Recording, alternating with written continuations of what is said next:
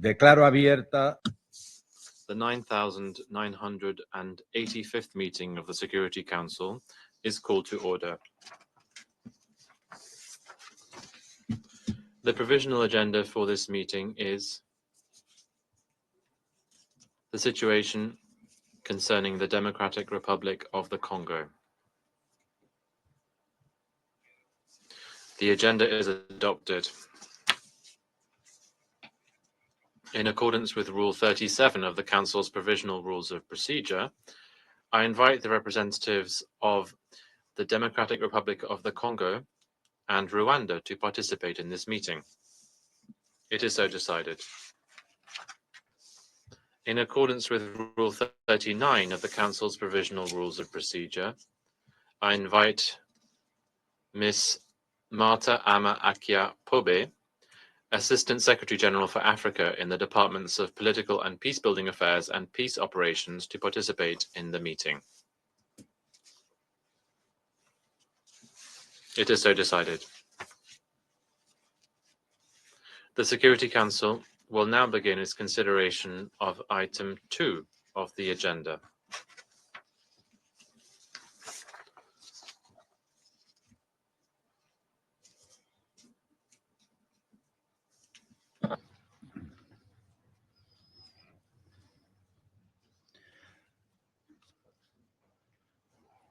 Doy ahora la palabra. I now give the floor to Ms. Marta Ama Akia Pobe. Mr. President, distinguished members of the Security Council, thank you for the opportunity to brief on the latest developments in Eastern DRC.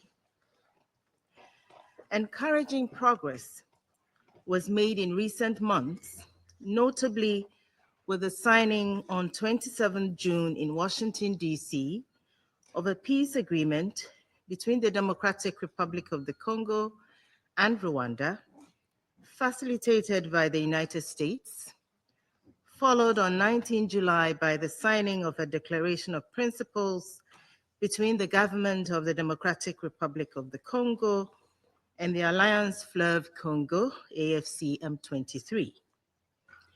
We appreciate all the efforts of the United States and Qatar to bring peace to the DRC. The inaugural meetings of the Joint Oversight Committee and Joint Security Coordination Mechanism, foreseen in the 27 June agreement, were held on 31st July and on 7th and 8th August, respectively, and helped lay the groundwork for the implementation of the agreement. Efforts are also underway to develop a regional framework for economic integration as provided for in the agreement.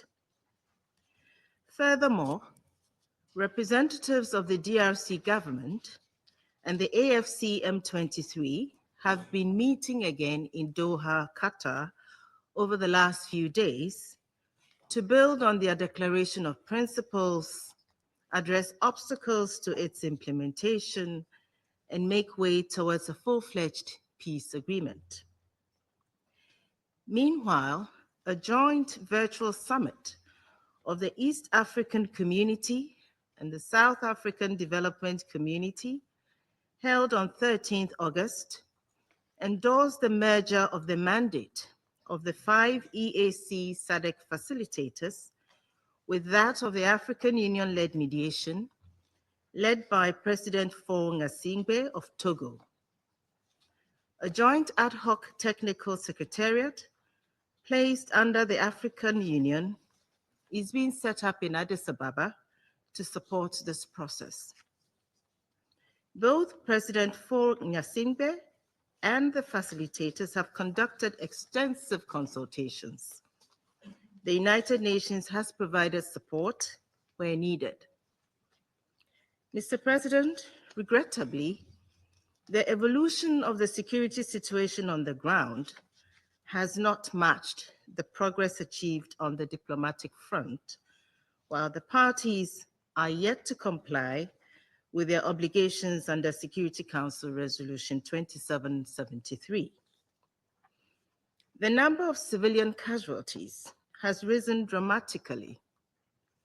Humanitarian workers are risking their lives to provide limited assistance to a population whose needs continue to grow.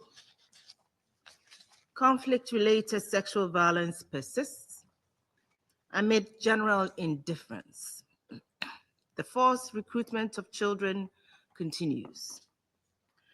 As the school year is about to start, thousands of other children will be unable to go to school because of insecurity. Despite a relative lull in direct clashes, the parties continue to deploy troops and transfer weapons along the front lines. Mr. President, in North Kivu, the conflict has escalated significantly since April. The AFC M23 has continued to make incremental territorial gains in Masisi, Walikale, and Lubero territories, capturing ground from local armed groups operating under the Wazalendo umbrella.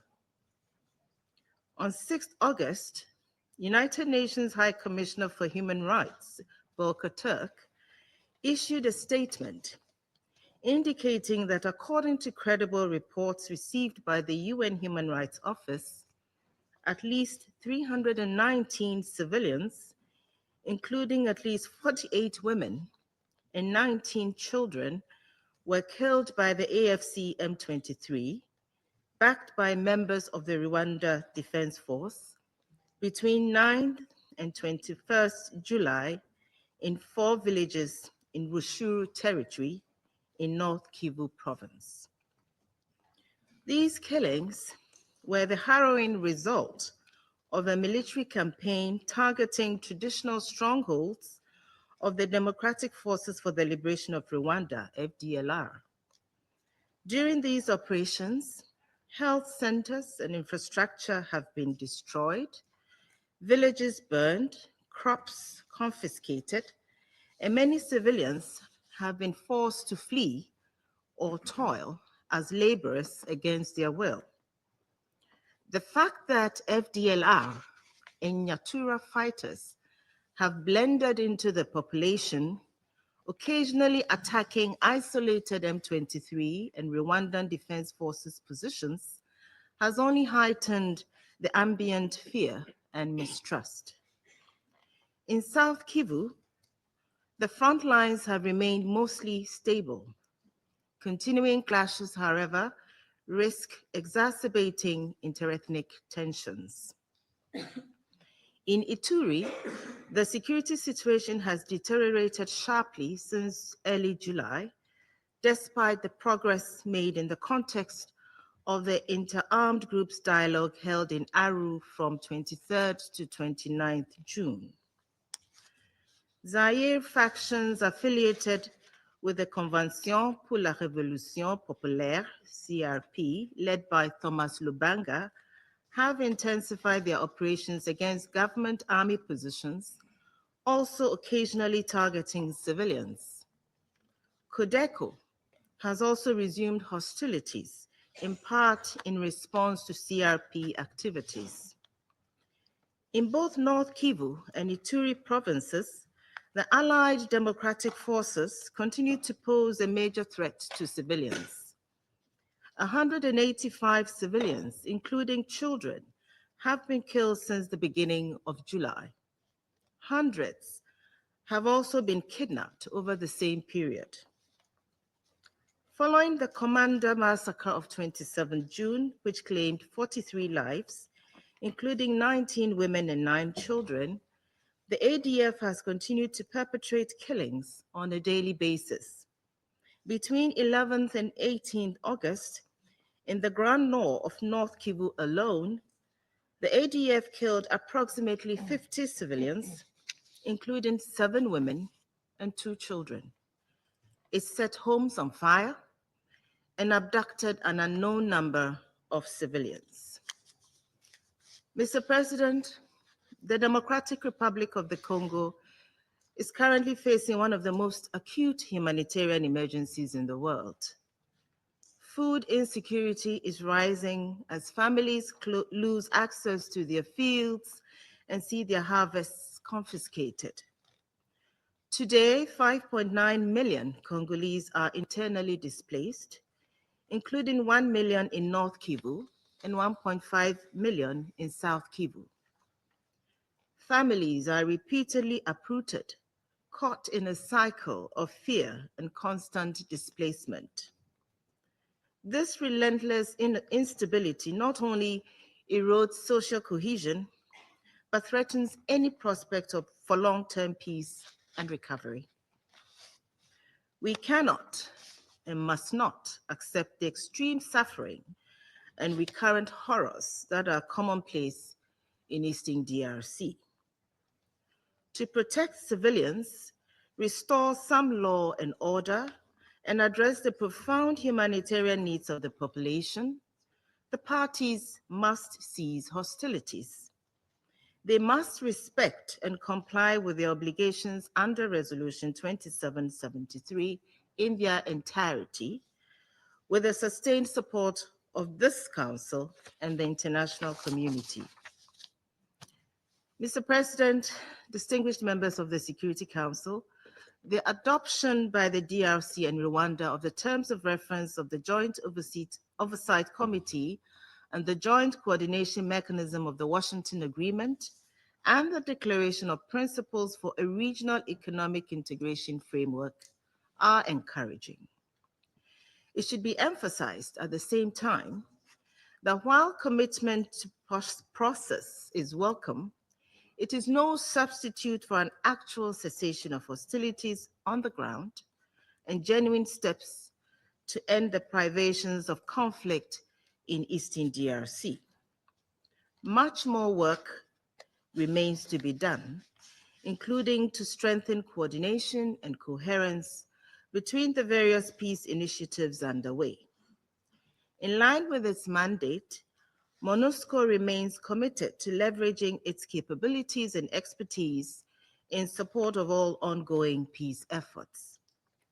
Next week, the Special Envoy of the Secretary General for the Great Lakes region, Juan Xia, will travel to Angola, which holds the chairmanship of the African Union, to discuss how the United Nations can best support African-led peace efforts. Meanwhile, the roadmap drawn by the DRC's main religious confessions for an inclusive dialogue is an important step towards deepening national ownership of current peace efforts. It aims to address the deep-rooted social, political, and economic drivers of conflict and instability in the DRC. At this critical juncture for the DRC and the region, it is vital that this Council place its full weight behind current peace efforts, alongside exerting its influence to ensure respect for and compliance with Resolution 2773. All parties must live up to their commitments and obligations. They must place at the center of their concerns the well-being of the millions of the men, women, and children who continue to bear the brunt of the ongoing crisis. While the situation on the ground remains dire, there is every reason to hope that with the genuine engagement of the parties and the concerted support of the international community, peace for the people of Eastern DRC is possible. Thank you for your attention. Agradezco a la señora. I thank Ms. Pobi for her briefing. I now give the floor to those council members who wish to make statements. I give the floor to the representative of the United States. Thank you, Mr. President, and thank you, Assistant Secretary General Martha Pobe, for your briefing. The United States called this meeting because of an alarming increase in violence in Eastern DRC that has resulted in scores of civilian deaths. These attacks go against the spirit and the letter of both the bilateral DRC-Rwanda peace agreement and the DRC M23 Declaration of Principles. Let me be clear. The killings perpetrated by the Rwanda-backed M23 against civilians in Rushuru territory and elsewhere are horrifying, and the United States condemns them in the strongest terms. Furthermore, U.S. government information confirms that M23, supported by Rwandan Defense Forces elements, battled DRC forces around Mulamba in South Kivu province in the DRC, beginning on 8th of August. We are also deeply concerned about the reports of attacks against civilians by armed groups operating with the support of some members of the Congolese army in North Kivu and South Kivu.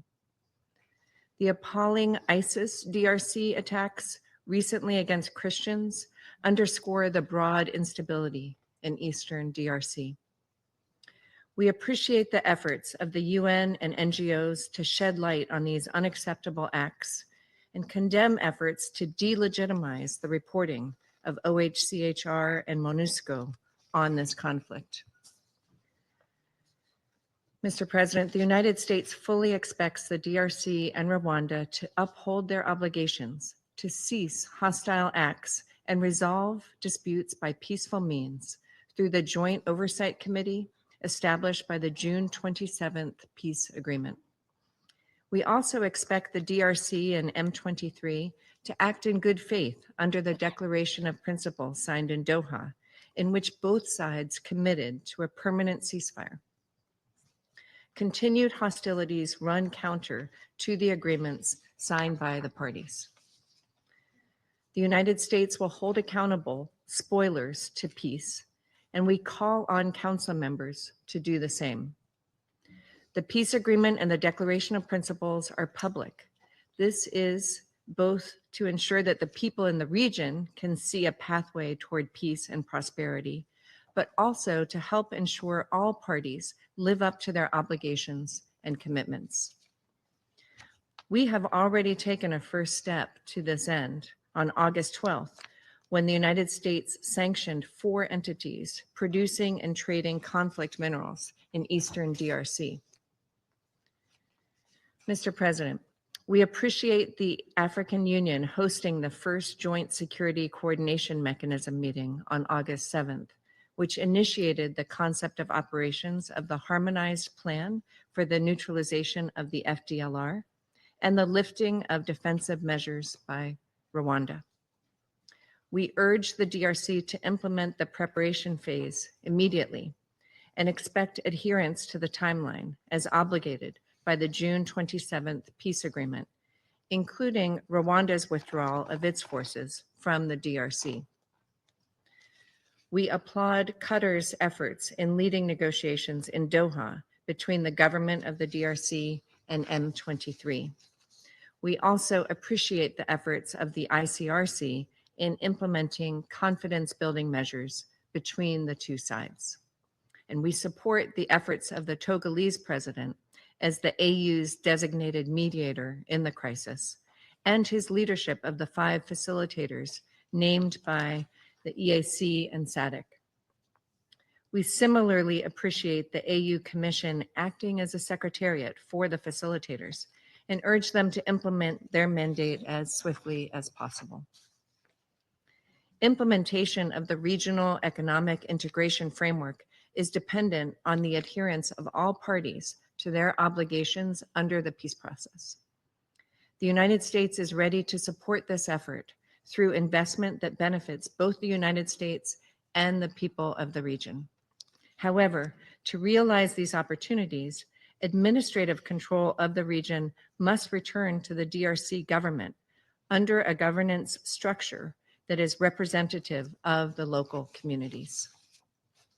Colleagues, addressing the crisis in North and South Kivu is among the first steps necessary to advancing peace in Eastern DRC. To this end, all of us must hold to account ISIS DRC, armed groups, and other destabilizers for their egregious actions and insist all parties honor their obligations and commitments. I thank you. Agradezco a la delegación de I thank the representative of the United States. I now give the floor to the representative of France. Mr. President, first of all, I would like to thank Assistant Secretary General Ms. Martha Pouby for her comments and the USA for having called for this meeting. As has been mentioned by the United Nations, we are confronted once again with a very worrisome deterioration of the security situation in the east of the Democratic Republic of Congo. I would like to underscore 3 points. Firstly, the escalation in the number of attacks against civilians by armed groups and terrorist groups in the east of the DRC is unacceptable. This is accompanied by an already catastrophic humanitarian situation that is only deteriorating. The High Commissioner for Human Rights, Mr. Volker Turk, recently reported on attacks conducted in July by the M23 against a large number of civilians in North Kivu. Other armed groups like Codeco continue to step up violence against civilians.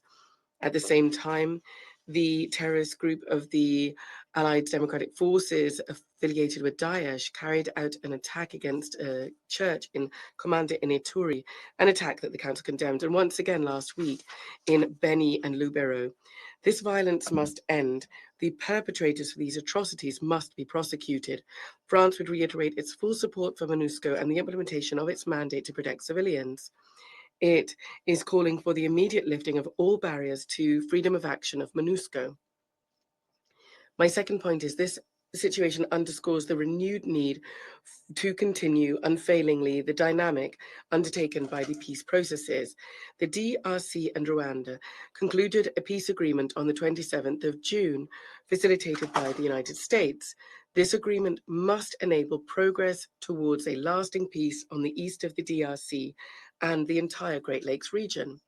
France has welcomed this step forward and strongly encourages the party to honor in good faith their commitments. This includes the withdrawal of the Rwanda Defense Forces from Congolese territory, the end to all foreign support for all armed groups, including those of the Rwanda Defense Forces, the M23, and also this includes neutralizing the FDLR. France would call for the respect of commitments taken by the DRC and the AFC M23 in the Declaration of Principles signed on the 19th of July in Doha, setting up in particular a ceasefire. We welcome Qatar's commitment and we support the resumption and conclusion of talks in Doha for a comprehensive peace agreement, which is in line with the aim of restoring state authority in the DRC whilst respecting the territorial integrity and Congolese sovereignty. Mr. President, the Council must remain mobilized to ensure the monitoring and implementation of Resolution 2773 adopted unanimously and the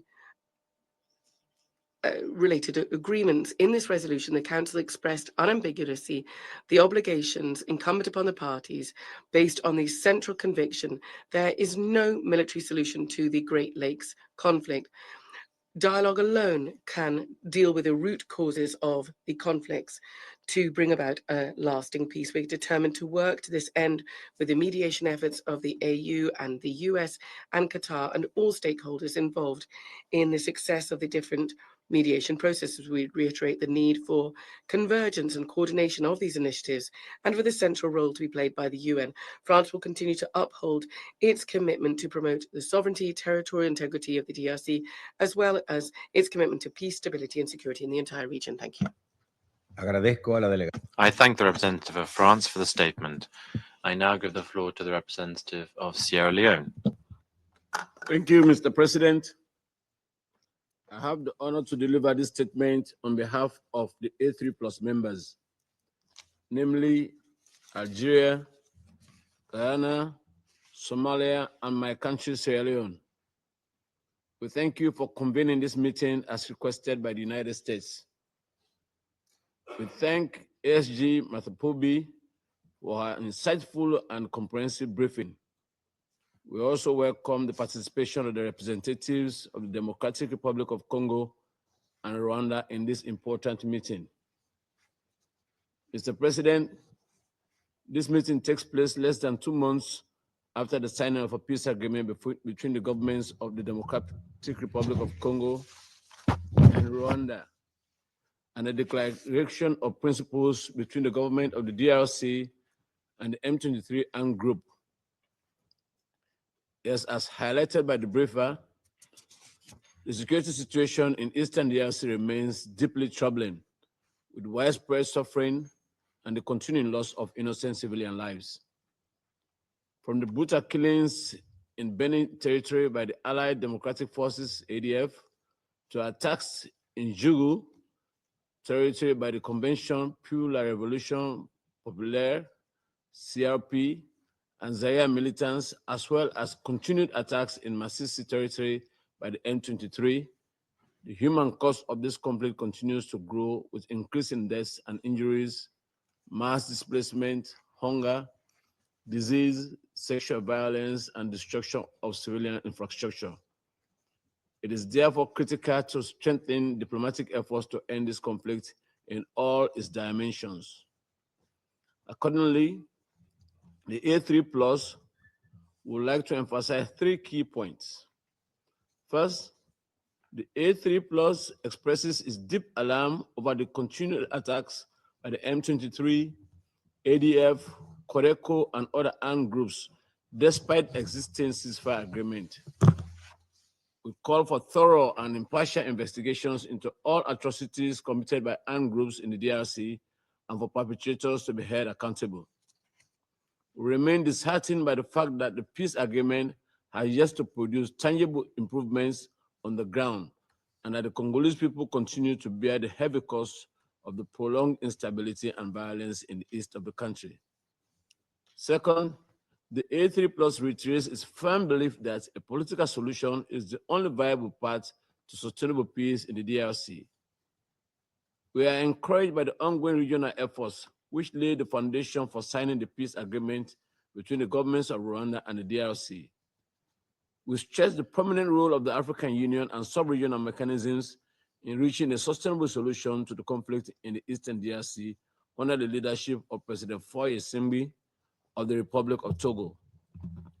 We also welcome the complementary facilitation efforts of the United States government, as well as the continued mediation efforts between the DRC government and the M23 under the patronage of the Emir of Qatar. We also welcome collaboration efforts between regional actors and the Special Envoy of the Secretary General for the Great Lakes region, Mr. Wanju, including recent inaugural Joint Security Coordination Mechanism meeting, which was held early of this month as part of the peace agreement implementation. Third, we are gravely concerned by repeated ceasefire violations in Eastern DRC. We therefore call for the establishment of a credible and robust verification mechanism to monitor implementation of the peace agreement. The ongoing violations of the ceasefire agreement only exacerbate the already troubling humanitarian situation. In the context of World Humanitarian Day, which was marked on Tuesday, we honor the sacrifices of humanitarian workers and reaffirm our solidarity with the people they serve. We urge the international community to scale up its support to the Congolese population, and we call on all armed groups to fully comply with international humanitarian law, including by ensuring unhindered humanitarian access. In this regard, we specifically urge the M23 to leave the daily curfew imposed on civilians in Rushudu territory. The cost to civilians is high. In conclusion, Mr. President, the A3+ reaffirms its solidarity with the people of the Democratic Republic of Congo and a strong commitment to the sovereignty, independence, unity, and territorial integrity of the DRC. We remain committed to supporting all initiatives aimed at ending the crisis. The international community must maintain momentum and diplomatic pressure to ensure lasting peace in the DRC. I thank you. Agradezco a la delegación. I thank the representative of Sierra Leone for the statement. La palabra a la delegación. I now give the floor to China. President, I thank you for convening today's meeting. I thank Assistant Secretary General Poby for her briefing and welcome the representative representatives of both the DRC and Rwanda to today's meeting. The conflict and violence in eastern DRC are persisting unabated, taking a fresh and continuing toll on civilian lives. This is worrying. The international community must do more to de-escalate the situation and help restore peace in the region. I'd like to make the following points. First, violence against civilians is unacceptable. Reports indicate that over the past month, armed groups in eastern DRC have repeatedly attacked civilians and destroyed civilian infrastructure, leaving hundreds of deaths in their trail. China stands against these attacks and condemns them and supports serious investigations into them to establish accountability. The international community must urge all armed groups in eastern DRC to respect international humanitarian law, desist from violence forthwith, and engage in disarmament processes, as well as supporting the DRC in protecting the lives and property of civilians, including foreign nationals. We mustn't allow civilians to fall prey to conflict. China reiterates its support for the DRC government's efforts to uphold sovereignty, independence, and territorial integrity. Second, the momentum for dialogue and negotiation should be maintained. The recent positive engagement between the DRC and Rwanda created a promising momentum, which China welcomes. The international community must, as a matter of urgency, call on both countries to fulfill their commitments and obligations, including those under the Security Council Resolution 2773 that was adopted by consensus, and work together towards a political settlement of the conflict. Facilitators of the peace agreement between the DRC and Rwanda must honor their respective duties to see to it that the situation on the ground genuinely improves and the processes are not stalled. China commends Qatar's mediation efforts leading to a signing of the Declaration of Principles between the DRC and the M23 movement.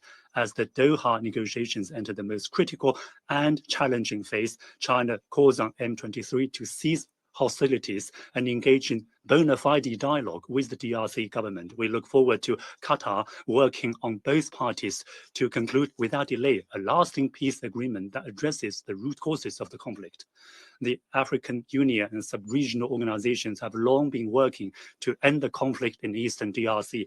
The international community should support a greater role for the UN and these regional mechanisms. Third, the humanitarian crisis in the region demands urgent attention.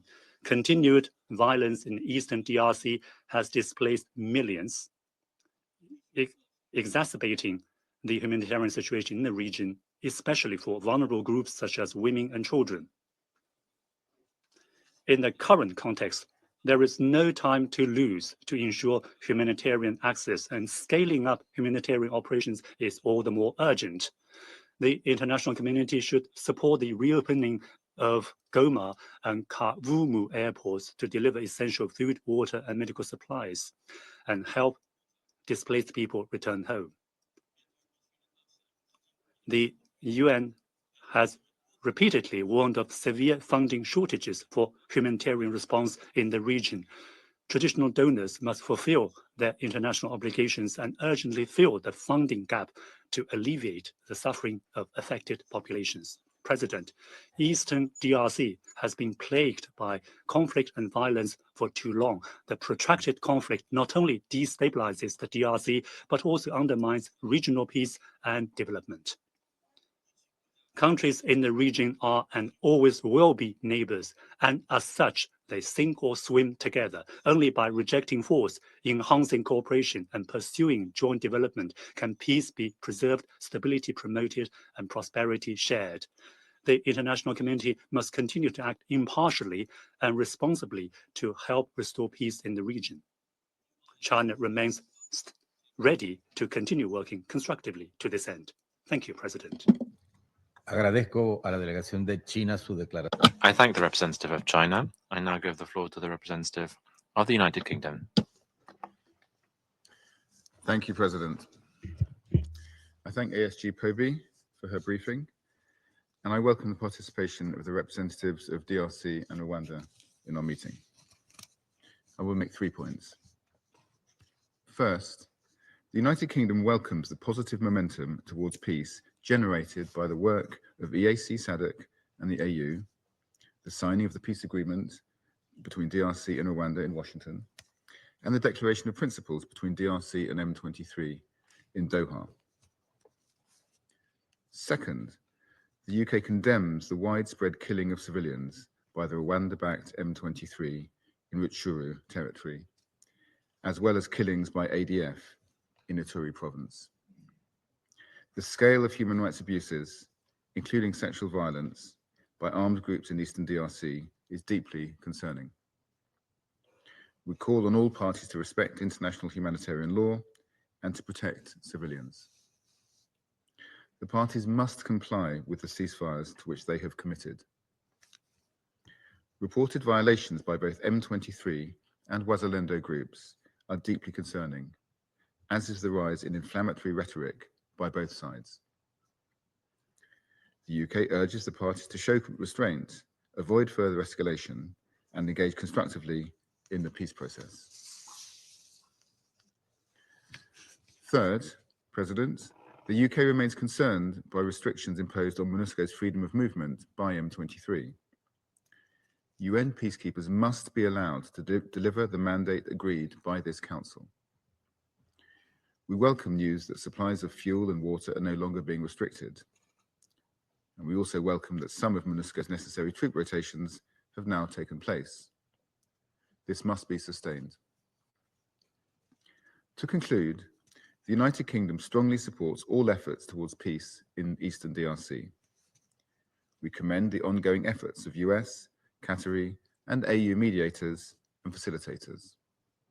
We welcome the resumption of talks between DRC and M23.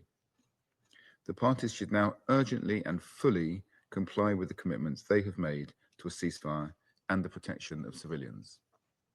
The Security Council should remain seized of their progress. The full implementation of these agreements is critical to delivering the sustainable peace and prosperity that the people of DRC deserve. Thank you. Agradezco a la I thank the representative of the United Kingdom for the statement. I now give the floor to the representative of Greece. Thank you, Mr. President. I thank also ASG POBI for your comprehensive briefing and also welcome the participation of the representatives of the DRC and Rwanda to our meeting. Mr. President, we gather at a moment of urgency. The conflict and the loss of lives in the Democratic Republic of the Congo continue to drive civilians and communities deeper into despair. I wish to make 3 points today. First, Greece strongly and unequivocally condemns the killings last month in Eastern DRC of a large number of civilians by the M23, backed by the Rwandan Defense Forces, and despite the ceasefire recently signed in Doha. We express our sincere condolences to the families of the victims and the government of DRC for what constitutes one of the largest documented death tolls since the M23's resurgence in 2022. We call on the M23 and its supporters to immediately cease hostilities. Attacks against civilians constitute grave violations of international law, and the perpetrators and sponsors of these crimes must be brought to justice and held accountable. It is more imperative than ever that the signatories of the Doha Declaration of Principles in July respect their commitments and maintain a permanent ceasefire, while continuing to work towards the finalization of a comprehensive agreement leading to a lasting peace. Greece reiterates its strong support and commitment to the sovereignty, independence, unity, and territorial integrity of the DRC, in line with international law and the UN Charter. The territorial integrity of the DRC must be respected, and state authority over all of its territory must be restored without delay. Towards that end, Security Council Resolution 2773, calling for an immediate and unconditional ceasefire, as well as for the M23's withdrawal from all controlled areas in Eastern DRC, must be fully and urgently implemented. Secondly, we are very concerned by the spiraling crisis, its toll on civilians, and the ensuing humanitarian situation in a region riven by 3 decades of conflict. Attacks of significant violence have followed also last week from the ADF in various locations of North Kivu, claiming dozens of lives, including women and children, accompanied by abductions and looting. We strongly condemn all violations of international humanitarian law and human rights abuses, and we are appalled by the mounting number of IDPs, with an estimated 7.8 million people forced from their homes, as well as by the shocking levels of sexual and gender-based violence and the repeated violations against children's rights. As we speak, a staggering 28 million Congolese suffer from acute food insecurity. In this regard, we strongly call on all parties to the conflict to protect civilians from harm and uphold their obligations under international law and human rights law. The delivery of aid, focusing on life-saving assistance for the most vulnerable, must be redoubled and reach all those affected without delay and restrictions. Third, we reiterate our full support to MONUSCO and its presence across DRC. We are especially concerned by the M23's continued obstructions to the mission's work in eastern DRC. Any continuing restrictions on uniformed personnel or movement of supplies and vital goods are unacceptable. The Council was clear when unanimously adopting Resolution 2773 that any attempts undermining MONUSCO's ability to fulfill its mandate will not be tolerated. We reiterate that attacks against peacekeepers may constitute war crimes and that perpetrators must be held accountable. Mr. President, it is time to end the vicious cycle of recurring violence in the Democratic Republic of the Congo. Greece stands in solidarity with the people of DRC and remains ready to work with other member states in employing all the tools at the Council's disposal to urgently address the situation and create the necessary conditions for a lasting peace. I thank you. Agradezco a la delegación. I thank the representative of Greece for the statement. I now give the floor to the representative of the Republic of Korea. Thank you, Mr. President. I also thank ASG Martha Poby for her substantive briefing. I also welcome the representative of the Democratic Republic of Congo and Rwanda to this meeting. Mr. President, the security and humanitarian situation in Eastern DRC continue to deteriorate despite recent diplomatic efforts. The light of hope, once beamed through dialogue and diplomacy, is now darkened by the shadows of a stalemate. It is precisely at this moment that we must renew and intensify our collective commitment to lasting peace in this region. In this regard, I'd like to highlight the following 3 points. First, Korea expresses its grave concern on the failure of M23 to uphold its commitments on the Resolution 2773 and the Declaration of Principles signed in Doha on July 19. Instead of honoring its obligation, M23 has continued to launch offensive operations in Eastern DRC, violating the spirit and the letter of the resolution and its own commitment. Such actions only undermine the progress made through regional diplomacy and compound an already fragile situation. We reiterate our urgent call on the M23 to immediately cease all hostilities and withdraw any unauthorized military presence from Congolese territory. We further implore both signatories of the Declaration of Principles, DRC and M23, to reaffirm their full and genuine commitment to the immediate ceasefire, and Rwanda to refrain from supporting M23 in any form and to constructively contribute to peace in Eastern DRC. Second, the continued and indiscriminate attacks on civilians perpetrated by the M23 and other armed groups in the region are utterly unacceptable. According to the OHCHR, M23 was responsible for the killing of at least 319 civilians, including women and children, last month in North Kivu province. We are also horrified by a recent Human Rights Watch report that M23 summarily executed another 140 civilians in July near Virunga National Park in an ethnic-based mass killing. Furthermore, a recent report by MONUSCO confirmed that at least 52 civilians were killed this month in attacks carried out by the Allied Democratic Forces ADF in Ituri province. The full compliance with international humanitarian law by all parties with a particular focus on the protection of civilians is urgently required. In this regard, we commend MONUSCO for its courageous and vital efforts to protect civilians under extremely challenging conditions on the ground. We are also deeply concerned by the increase in conflict-related sexual violence in eastern DRC. Armed groups continue to use sexual violence as a tactic to assert control over this region. Accountability is desperately needed for all perpetrators. Korea is committed to preventing such violence and building peace, including through our contributions over $8.6 million to relevant programs implemented by UNDP and UNFPA. Third, my delegation urges all parties, national, regional, and international, to redouble their diplomatic efforts in pursuit of stability and lasting peace in eastern DRC.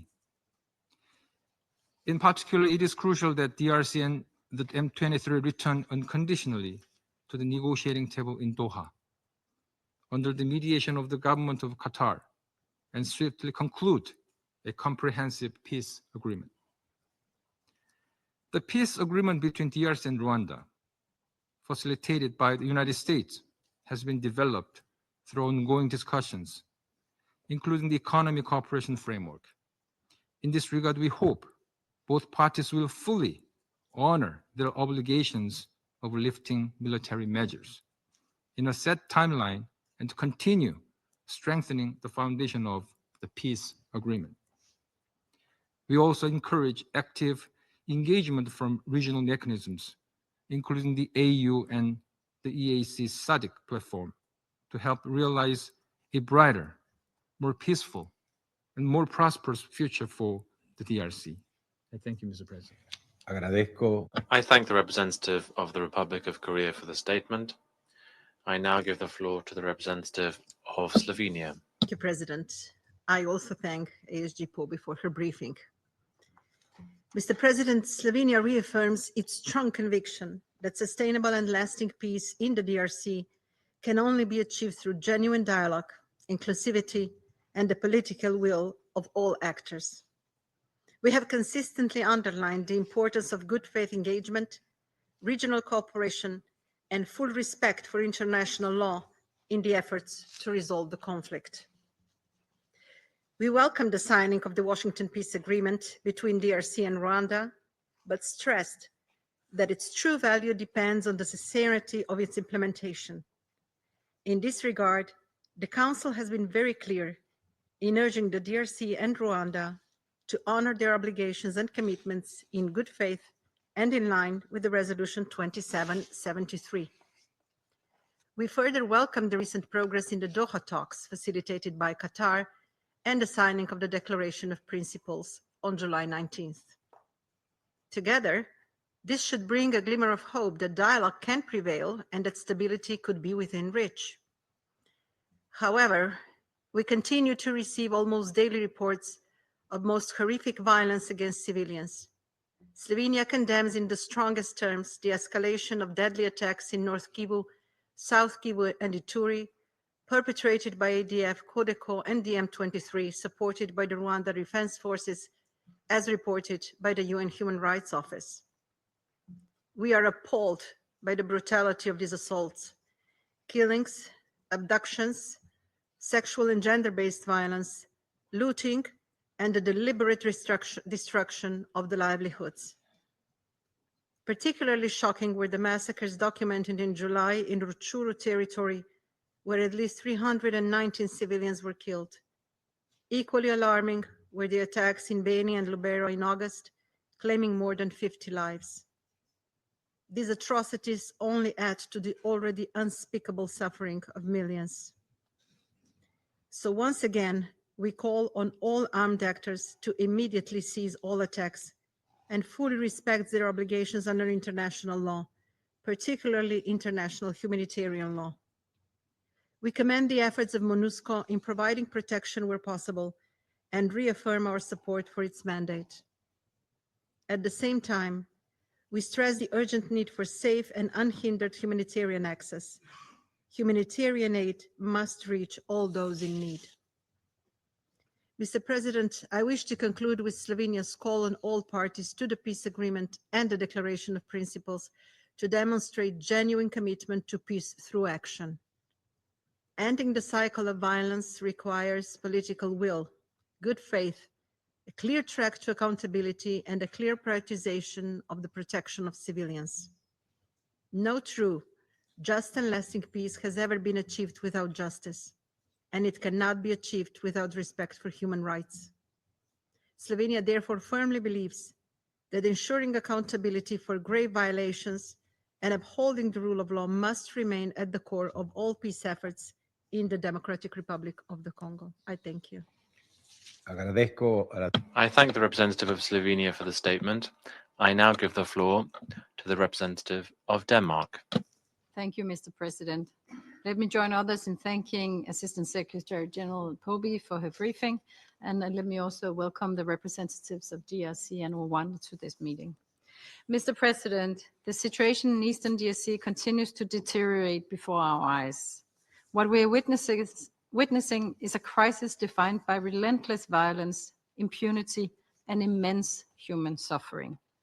The horrifying targeted attacks on the civilian population in the provinces of Ituri and North Kivu, as well as escalating violence in South Kivu, is a stark reminder. Peace in Eastern DRC remains elusive. Denmark condemns in the strongest terms the recent attacks carried out by the Allied Democratic Forces in Ituri. We equally strongly condemn the killing of hundreds of civilians, including children, by the Rwanda-backed M23 in North Kivu. Such grave abuses are intolerable. They must stop, and they must be met with accountability. Mr. President, allow me to highlight 3 points. First, the peace agreement of 27th June between the DRC and Rwanda, facilitated by the United States, offered a rare but important glimpse of hope. Denmark joins others in urging the parties to do their utmost to engage in good faith and to implement the agreement in full. Likewise, we urge the parties to engage constructively and meaningfully in the ongoing talks in Doha. We recall that both parties have agreed to negotiation and to a ceasefire. These commitments must be upheld. Let me be clear, there is no military solution to this conflict, only a political one that is inclusive and representative of all Congolese people. We must also insist on the implementation of our own resolutions, especially 2773. In that spirit, Denmark reiterates our call on Rwanda to withdraw its forces from the Eastern DRC and end its support to the M23. At the same time, we call on the DRC to neutralize the FDLR. Second, Mr. President, let us not forget who pays the heaviest price in this conflict: civilians.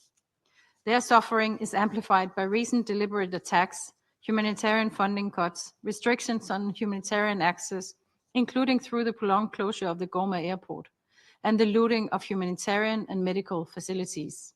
Meanwhile, needs are increasing. We reiterate that all parties in Eastern DRC must protect civilians and comply with their obligations under international law, including international humanitarian law and international human rights law. We call for all perpetrators to be held accountable and for full access for and cooperation with international investigations and OHCHR. Justice is not optional. Third and finally, Mr. President, Denmark reaffirms our full support to MONUSCO as it continues to deliver on its mandate under extremely difficult circumstances. We remain deeply concerned about the obstructions of MONUSCO's operations, particularly in the areas controlled by M23. We call on all parties to respect the freedom of movement of the mission. Such obstructions are in clear violation of Security Council Resolution 2773. Mr. President, in closing, the people of Eastern DRC are not statistics. their parents, daughters, sons, farmers, teachers, and traders. And right now, they are in desperate need of protection. They are in need of dignity and of hope. We urge the parties to the conflict to end the violence, to comply with their legal obligations, and protect civilians from harm. Thank you. Agradezco a la delegación. I thank the representative of Denmark for the statement. I now give the floor to the representative of the Russian Federation. Mr. President, we would like to thank Assistant Secretary General Ms. Marta Pobe for her briefing. We welcome to today's meeting the representatives of the DRC and Rwanda, the permanent representatives. At the end of June, we all optimistically followed the progress of international diplomatic efforts to assist a settlement of the crisis in Eastern DRC. However, reality once again showed that this large-scale prolonged armed conflict involving numerous illegal armed formations and regional players has its own path, its own dynamic, and it's very difficult to change this overnight. We note with regret that despite the clear positive results of the negotiations in Washington and Doha, threats for Congolese civilians have not yet been neutralized. Rather, in the eastern provinces of the DRC, there's a clear deterioration of the security situation. As we're well aware, over recent months, the horrific attacks by the M23 and the Allied Democratic Forces groups have caused hundreds of civilian casualties. We firmly condemn these unacceptable acts of violence. We express our condolences to the families and loved ones of those who've died and to the government of the DRC. We wish a speedy recovery to all those injured. We're also seriously concerned by the humanitarian consequences of the latest round of violence. This must be stopped. Millions of Congolese are tired now of suffering and fear for their lives on a daily basis. We reiterate that there is no military path to a lasting settlement to the crisis. It is only possible as a result of political agreements that would take into consideration the real interests of all parties involved. We hope that the participants of the negotiations in Doha will strictly comply with their commitments as part of the Declaration of Principles and will continue to work on achieving a comprehensive peace agreement. It's also important that Kigali and Kinshasa keep to their commitments that they officially took upon themselves on the 27th of June this year. It is clear that a precondition for stabilizing the east of the DRC is curbing state cooperation with illegal armed formations. This is clearly stipulated in the Security Council Resolution 2773 that was adopted unanimously by us, the key provisions of which, as we've seen from the situation, are still relevant. I'd like to remind you that these provisions are based on regional solutions drafted as part of the Uganda and Nairobi processes, which dovetail with the parameters agreed upon in the joint fora EAC-SADC. We'd like to underscore the need, especially in current circumstances, of increasing the profile of regional players in the settlement process. In this regard, we welcome the merging of mediation structures of the African Union, the EAC, and SADC into one mechanism under the auspices of the Pan-African Organization. We hope that its work will be productive in promoting peace and security in the Great Lakes region. Much in Eastern DRC also depends on the actions of the DRC government in terms of strengthening accountability and effectiveness of its national security sector, and also its army and law enforcement structures, and also establishing state control throughout the entire territory. We're convinced that the UN stabilization mission in the DRC can and should make its contribution. First and foremost, it pertains to the need to increase the effectiveness of the work of peacekeepers to protect civilians. This will help to restore the importance of the mission's presence in the area of the conflict as an important restraint and deterrent that needs to be reckoned with. We believe that for this, there's a need quickly and completely impartially to draw some conclusions regarding the ability of MONUSCO to comply with its mandate, in particular in the context of what's happening in the North and South Kivu, what has been happening since January this year. Only comprehensively can all these measures lead to tangible results to stop the hostilities and to curb the threat from illegal armed formations and provide normal living conditions for millions of ordinary Congolese. Russia will continue to assist the settlement of the crisis in the Eastern DRC in line with the UN Charter and the relevant resolutions of the Security Council. Thank you. Agradezco. I thank the representative of the Russian Federation for the statement. I now give the floor to the representative of Pakistan. Thank you, Mr. President. Would also like to thank Assistant Secretary General Pobi for her detailed briefing. A briefing which is a mix of progress and impediments, of grave concern, but also some optimism, and apparently all linked in one way or the other with the genuine commitment of the parties to peace. The continuing deterioration in Eastern DRC is a matter of grave concern for the international community and for this council. And we concur with Madame Pobi that the Security Council must bring its full weight behind the efforts for peace in the region. The recent violence and killings of civilians in the Eastern DRC by the M23, ADF, and other armed groups are reprehensible. Such gruesome attacks on civilians are totally unacceptable. The perpetrators, organizers, and sponsors of these acts must be held fully accountable. These atrocities once again underline the grave threat posed by armed groups to peace, stability, and human life in the region. Mr. President, Pakistan, together with other members of the Council, welcomed the peace agreement of 27 June between the DRC and Rwanda, facilitated by the United States, as well as the Doha Declaration of 19th July between the DRC government and the M23, facilitated by Qatar. These developments offer an opportunity to restore trust and lay the foundation for peace. The real test, however, lies in their full and verifiable implementation.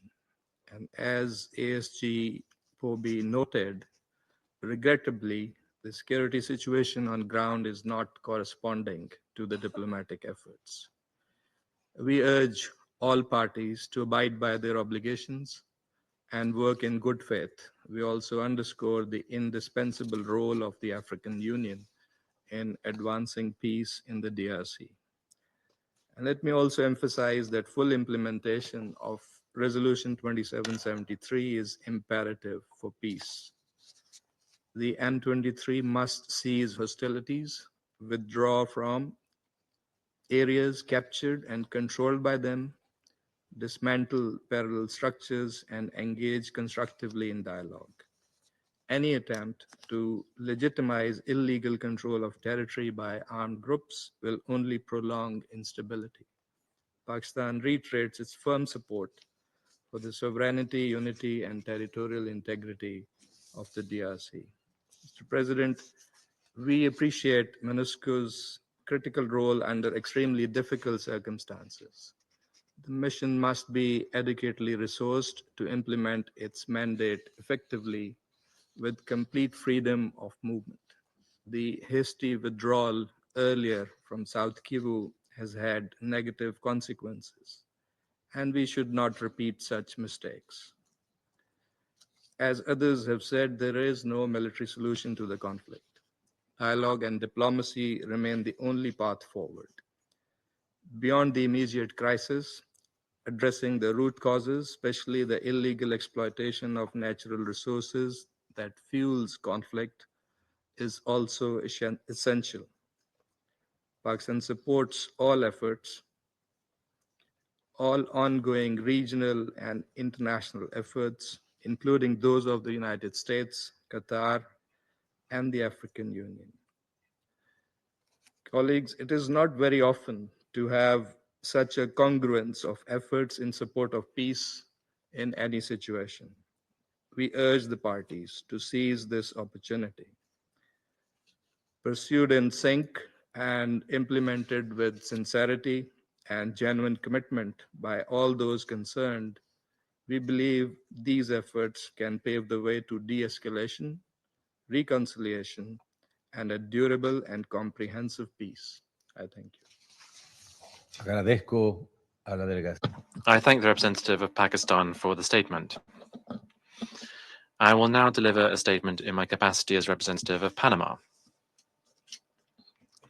Distinguished members of the Security Council, we welcome the briefing provided by the Assistant Secretary General for Africa in the Departments of Political and Peacebuilding Affairs and Peace Operations, Ms. Pobi. We thank her very much for the valuable contribution. We also acknowledge the presence of the representatives of the Democratic Republic of the Congo and Rwanda at this meeting. Over the last few weeks, we have borne witness to a spiral of relentless violence in the Democratic Republic of the Congo. And we have seen how the commitments that were undertaken in different rounds of dialogue have simply been cast aside. In July, the M23 perpetrated massacres that claimed the lives of more than 140 civilians, mainly in Hutu communities, in one of the most deadly episodes since the reappearance of the group in 2021. In addition to this, the Allied Democratic Forces, linked to jihadist extremism, have stepped up their attacks in North Kivu and Ituri. This has claimed the lives of at least 52 civilians so far this month. One of the most chilling attacks occurred in Commander, where insurgents burst into a church during a nocturnal vigil and launched indiscriminate gunfire on those present, killing some 40 people, including women and children. This is all the more alarming because it happened at the same time as peace processes that were recently agreed, and the commitments undertaken are simply not being respected. The bilateral agreement between the DRC and Rwanda, signed in Washington on the 27th of June this year, set out clear commitments. The need for foreign troops to withdraw in a time frame of 90 days, the establishment of a joint security mechanism, and operations against the Democratic Forces for the Liberation of Rwanda. Nevertheless, the initial timeframes have already been breached. The joint mechanism has not met, the withdrawal of troops has not begun, and the operations to neutralize the militias have not begun either. In addition to this, on the 18th of August, the deadline for a definitive agreement between the government of the DRC and the M23 passed without a concrete result being reached. And although we do note the negotiations that have recently taken place thanks to the mediation from Qatar, the parties have not shown that they are pulling back on the ground. On the contrary, they're strengthening their military positions. This stark contrast between the commitments that have been signed and the reality on the ground is deeply concerning. Distinguished colleagues, the sovereignty and the territorial integrity of the Democratic Republic of the Congo are not negotiable. This Council has already on several occasions condemned the presence of unauthorized foreign forces and M23's attempts to impose parallel administrations. We repeat that any foreign military presence, unauthorized presence, must immediately withdraw.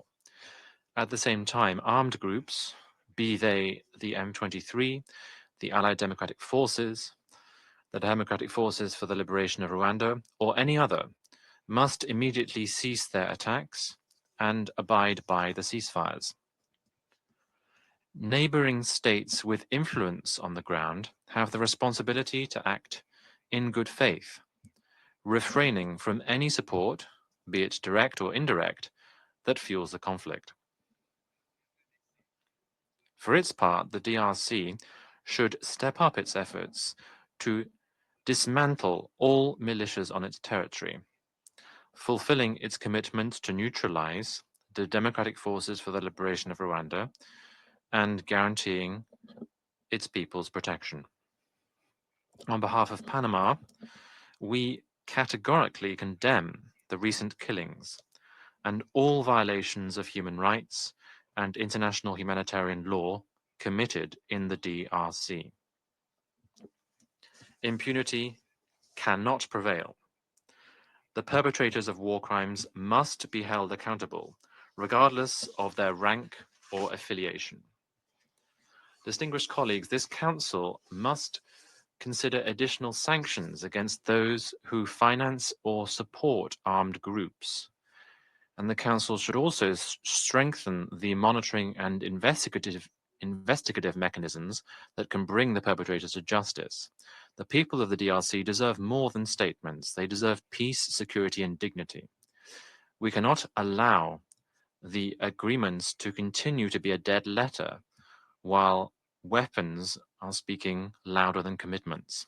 As President of this Council, Panama reiterates its commitment to active neutrality, defending the principles of the UN Charter, and promoting peaceful solutions. Thank you very much. I now resume my function as President of the Council, and I now give the floor to the representative of the Democratic Republic of the Congo. President, distinguished members of the Security Council, ladies and gentlemen, on behalf of the government and people of the Democratic Republic of the Congo, I would like to thank the United States and Panama for convening and organizing this urgent briefing. And I would also like to thank the Secretary General, His Excellency Antonio Guterres, for his constant commitment to my country's cause. In particular, I would like to thank ASG Pobi for this morning's briefing. President, the east of the Democratic Republic of the Congo has suffered from war for far too long. Since 2021, the aggression of the RDF M23 coalition plunged our provinces into a humanitarian catastrophe, with some 7 million people being displaced. The apex was reached in January and February of this year, when the towns of Goma and Bukavu were invaded by the Rwandan Defense Forces and the terrorists from the AFC M23.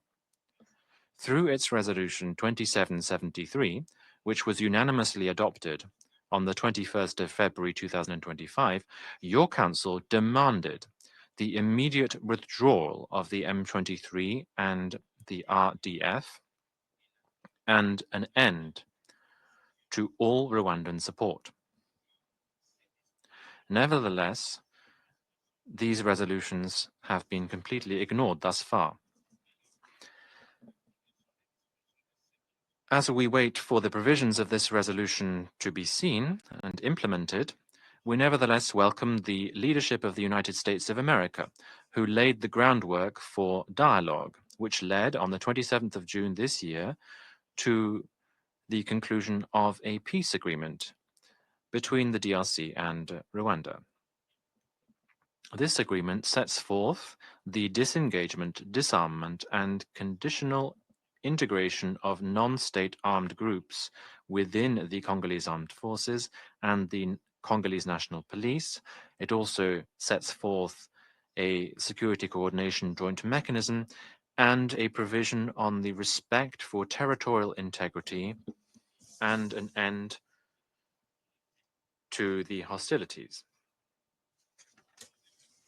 In the same spirit, the Democratic Republic of the Congo and the AFC M23 also signed in Doha, Qatar, a declaration of principles in the form of a preliminary agreement under which the parties committed to work together to find a peaceful solution to the conflict. The document sets forth the foundations and fundamental values that will guide the parties' efforts within the context of the peace process. It aims to establish a framework for future negotiations and to define common goals to achieve for peace and stability in the region. I would also like to take this opportunity to thank the state of Qatar for their devotion and their commitment to achieve peace in the DRC and in the wider Great Lakes region.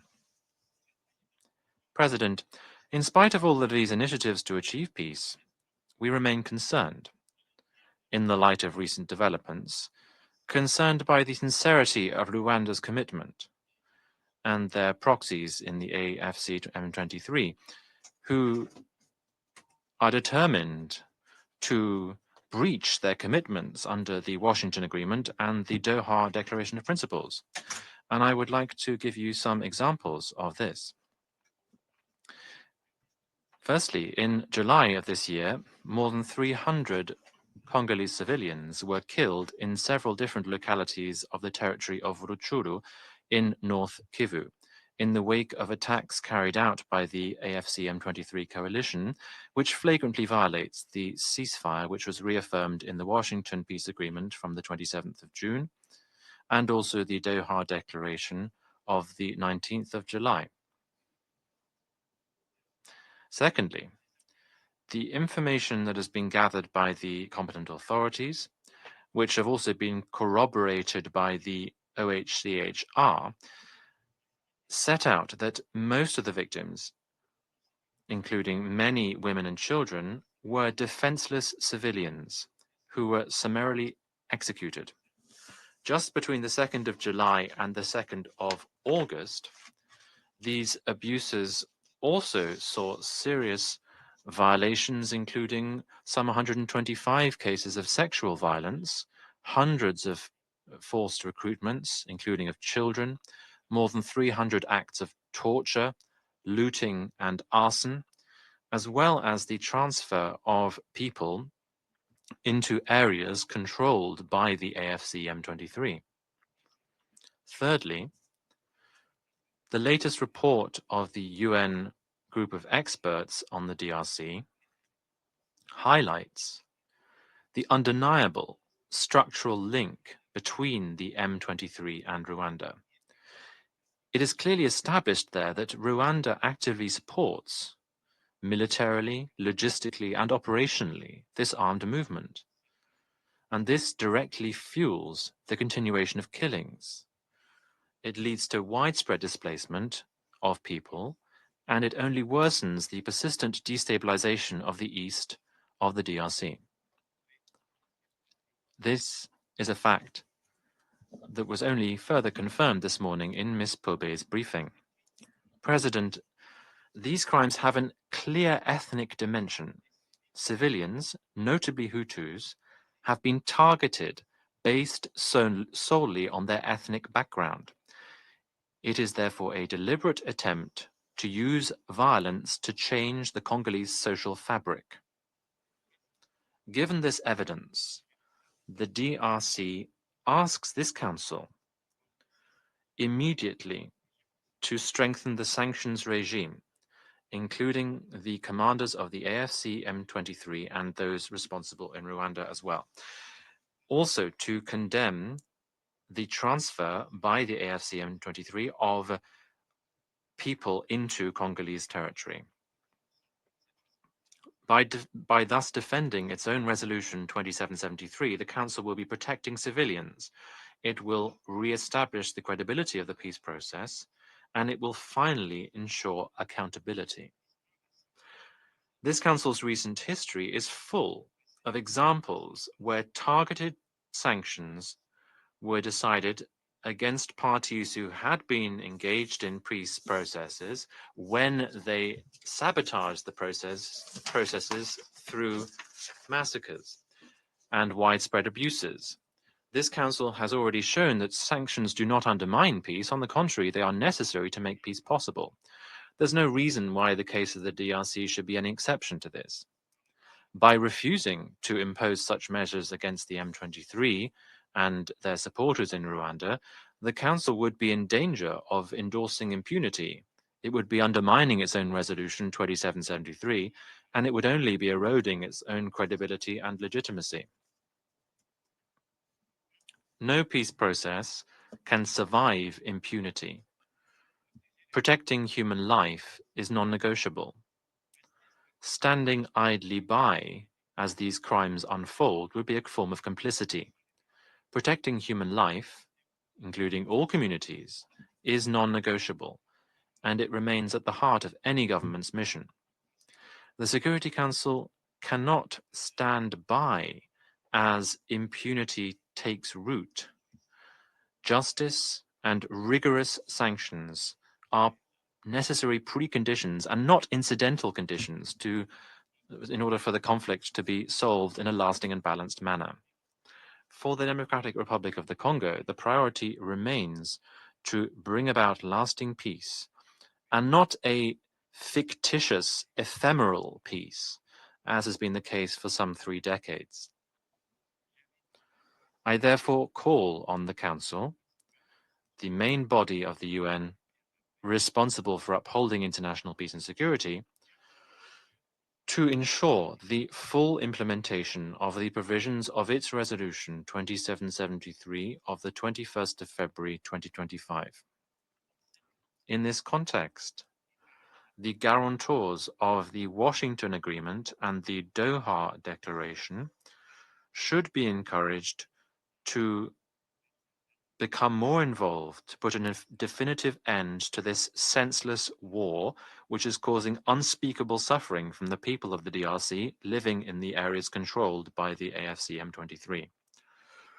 In this context, the government calls strongly on the Security Council to shoulder its responsibilities fully by mobilizing without further delay all necessary means for the effective implementation of the International Commission of Inquiry set out by Human Rights Council Resolution 37/1, which was adopted on the 7th of February 2025 during the 37th special session of the UN Human Rights Council. It's critical for this commission to shed light on all crimes committed within this crime of aggression, to identify the perpetrators unambiguously, including backers and accomplices, and to ensure that they are all brought to justice. It should also recommend measures to achieve accountability, including by sending information to the Council's sanctions committees to ensure that the conclusions lead to binding decisions and contribute to preventing that any kind of killings can be repeated, and this includes killings based on ethnic grounds. Thank you. Agradezco a la delegación. I thank the representative of the Democratic Republic of the Congo for the statement. I now give the floor to the representative of Rwanda. Thank you, Mr. President. I would like to start by thanking you for convening this meeting, and I thank the Assistant Secretary General for her presentation, and I thank you all, distinguished delegates, for your statements. Rwanda reiterates its full support to the ongoing peace efforts, especially the Washington and the Doha tracks. Achieving durable peace requires commitment and constructive engagement from all parties. We thank the government of the United States of America, the government of Qatar, and the regional leaders for their tremendous efforts in this regard. In a tangible demonstration of political will, the Rwandan Parliament unanimously ratified the Washington Peace Agreement on the 29th of July, 2025. Together, the Washington and Doha processes alongside the AU-coordinated EAC SADC framework, offer a unique opportunity to address the root causes of the crisis in a result-oriented manner once and for all. The conflict in the DRC directly impacts Rwanda both in security and humanitarian terms. Waves of violence and discrimination have pushed more than 100,000 refugees into Rwanda. Unfortunately, these are not spoken about as they should be. For 3 decades, Rwanda has defended our people against attacks by the Kinshasa-backed FDLR and their affiliates. It is therefore in Rwanda's vital interest to see the DRC peaceful and well-governed, the root causes of the conflict resolved, with the durable peace and prosperity achieved. This is why the Washington and the Doha processes are critical. This is also why Rwanda calls on the Council to lend its full support to these efforts and hold all parties equally accountable. Mr. President, today's session is taking place amid grave and utterly unfounded allegations against my country. Rwanda is ready to cooperate with any credible and independent investigation, as we have done in the past, including with the recent facilitation given to the Human Rights Council's fact-finding mission in the region. On the alleged massacre of civilians in Rutshuru, the initial reporting of facts has been contradictory, vague, and in many respects outright implausible. Only an impartial and independent investigation can provide the Council with a reliable set of facts to consider. And this is not undermining the channels of reporting by the UN entities. It is actually to defend the credibility of these entities. Rwanda cautions the Council against the risk of misinformation and disinformation, including by actors who are expected to uphold the highest professional standards. We are particularly concerned by the long-standing pattern of selective reporting of human rights matters in DRC, where victims are painted as perpetrators and vice versa. While there has been overwhelming focus on alleged violations by AFC M23, the United Nations Joint Human Rights Office and other actors have consistently neglected the documented and undisputed atrocities committed against civilians in Minembwe in South Kivu, Nhuro in Masisi, and in Ituri, including drone strikes in civilian areas in violation of international humanitarian law. Arbitrary arrests and mass detentions based on ethnicity, public humiliation, targeting specific communities, and the propagation of dehumanizing speech in schools and places of worship. Distinguished representatives, listening to the statements by some of the delegations in this room, I realized that this organized pattern of disinformation has far-reaching implications than we had even thought. There is now reference in the Security Council room to the ethnicity of the alleged victims. The report says the investigation, the information was given by phone and satellite. Was the verification of ethnicity also established by phone and satellite? The Council is falling in the trap of the ideology of further ethnicizing the situation in the Eastern DRC. Calling for investigation is not too much to ask. Just investigate, or do the minimum, ask those who did the initial report to do a little more. There is a delegation that said, rightly so, that human beings are not statistics. The way it is being treated, if you end here, then you are treating them as a mere statistics. There is no information before the Council of who are those victims that we are talking about. How did you establish their ethnicity? Those are basic questions that the Council must ask. It is no accident that these campaigns emerge at politically sensitive moments such as now, when the parties are preparing to return to negotiations in Doha and are beginning implementation of the Washington Peace Agreement, including the neutralization of the DRC-backed FDLR. This group remains the principal driver of conflict, violence, and human rights abuses in Eastern DRC. Selectivity undermines the credibility of UN reports and the pursuit of genuine accountability. This issue has been officially raised by Rwanda at this council and with the Secretary General on multiple times. Rwanda is deeply concerned about the repeated ceasefire violations by DRC forces in recent weeks, including by Wazalendo and DRC-backed FDLR, units operating at the DRC government's direction, as well as credible reports of new military buildups in Uvira and other areas. And what this means in terms of DRC's good faith commitment to the peace process. Additionally, DRC and certain countries with historical interests have downplayed or obscured the existence and the dangerous activities of their DRC-backed FDLR. Rwanda-backed AFC M23, in quotes, has been used here extensively.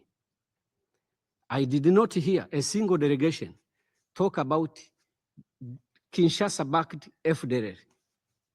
Is it for lack of evidence that this group is backed by FDLR, by the Kinshasa government? I know you have a working methodology in the council where you adopt a language, but is there no objective criteria to adopt a language? Do you lack evidence, even within your own reports, that Kinshasa government backs FDLR? Why don't you want to present it for what it is? Let me remind you who FDLR is. They are the people that are remnants of the people that were killing 10,000 people every day in 1994, when you passed the resolution 1912 to withdraw UN forces from Rwanda. They continued to kill 10,000 people on average every day when you passed the resolution 929 to provide safe passage to them when they were fleeing to DRC. Those are the same people that continued to pursue their intent. Forget about their military capabilities. The intent, in the spirit of the 1948 Convention, is something that must concern the Security Council. The question of FDLR in statements is treated as a mere afterthought. That is not right. It is central to the problem we have in the DRC, and it must be treated as such. We are also disappointed that the DRC did not agree to launch the concept of operations for neutralizing Kinshasa-backed FDLR at the first meeting of the Joint Security Coordination Mechanism on August 7th, but we remain hopeful that this will be rectified in the next meeting.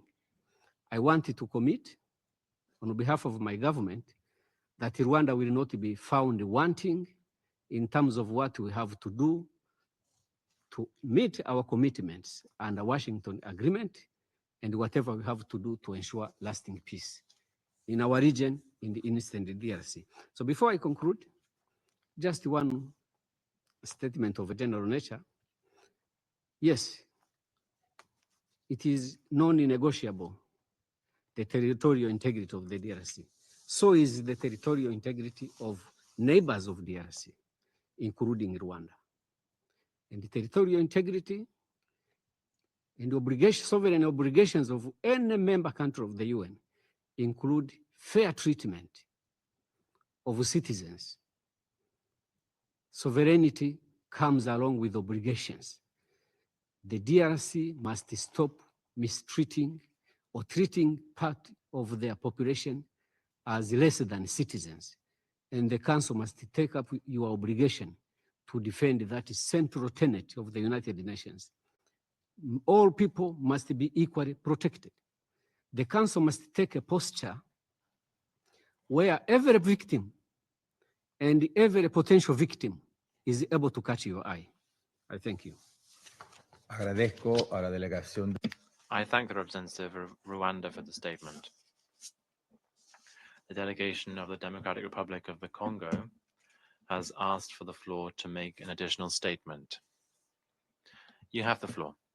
Merci, Monsieur le Président. Thank you, Mr. President. Mr. President, Le 21 février, on the 21st of February 2025, when the Security Council was meeting in this very chamber to adopt Resolution 2773, the atmosphere reigning here in this chamber would suggest that the Security Council maintained the right to meet here and to evaluate the degree of the implementation of 2773 and to take significant measures in the case of non-implementation of the commitments by one of the parties. Today, I do believe that the task reserved to you is precisely this. You have noted, as have all UN system organizations, there have been reports about this given to us this morning. You've noticed that Rwanda and its M23 are undermining the implementation of 2773 and the various agreements that have been concluded to date. The Council, therefore, should shoulder its responsibilities. I'd like to come back just to one point, sir. It's not astonishing that Rwanda is undermining the reports of the massacres committed by M23. It's part of Rwanda's way of working, its MO, because it supports them. Today, Rwanda would like to put on an equal footing the so-called support of the DRC to the FDLR,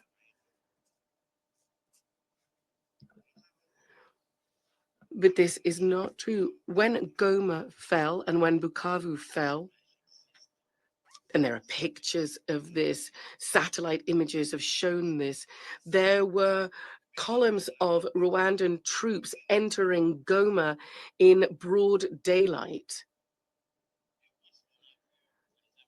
Where did we see the FDLR supported by the Congolese army? We didn't see that. It's just not right. They want to exploit Congolese minerals.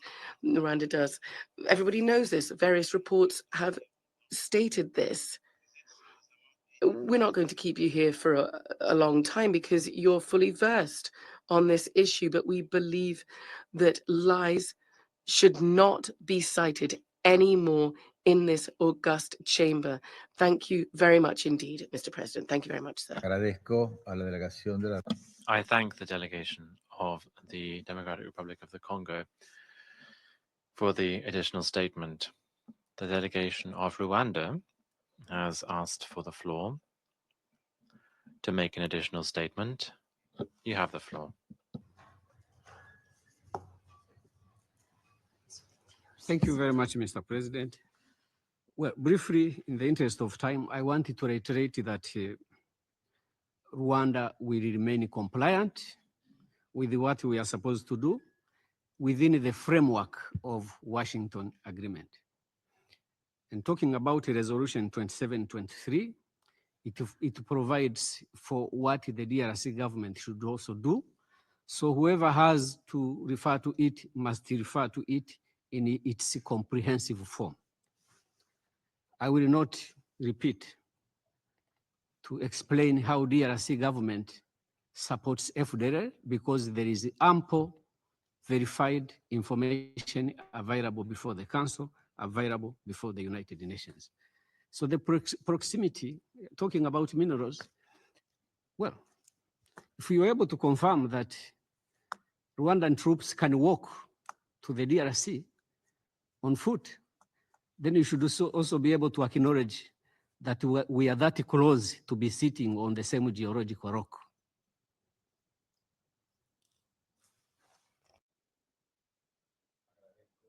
Delegación de Ruanda. I thank the representative of Rwanda for the statement. There are no more names inscribed on the list of speakers. The meeting is adjourned.